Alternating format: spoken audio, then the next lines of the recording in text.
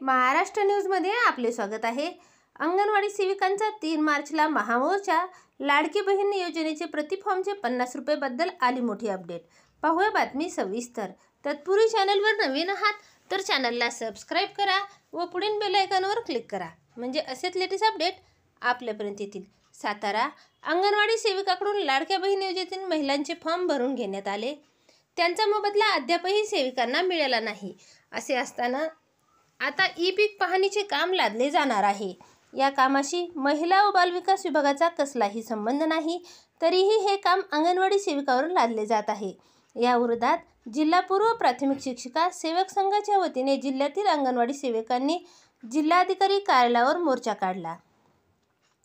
दरम्यान मुख्यमंत्री लाडका भाऊ यांनी अंगणवाडी सेविका व मदतनीस यांची परिस्थिती विचारात घेऊन योग्य न्याय करावा, अन्यथा 3 मार्चला आझाद मैदानावर आक्रोश आंदोलन करण्याचा इशाराही त्यांनी दिला। अंगणवाडी सेविकाकडून लाडकी बहीण योजनेचे महिलांचे फॉर्म भरून घेण्यात आले, त्याबद्दल 50 रुपये मोबदला देण्यात येणार असल्याचे सांगण्यात आले होते। याबाबत शासन निर्णय होऊनही अंगणवाडी सेविकांना पैसे मिळालेले नाहीत। त्यातच आता ई-पीक पाहणीची नवीन जबाबदारी अंगणवाडी सेविकावर टाकली जाणार आहे। अंगणवाडी सेविकावर दडपण आणून त्यांच्यावर ई-पीक पाहणीचे काम लादू नये। ई-पीक पाहणी करण्यासाठी विशेष तज्ज्ञाची नेमणूक केल्यास त्यांना रोजगार निर्मिती होणार आहे। शासनाकडून अंगणवाडी सेविकांचे अनेक देणे प्रलंबित असून 2025-26 मध्ये अंगणवाडी सेविका सेवानिवृत्त होणार आहेत।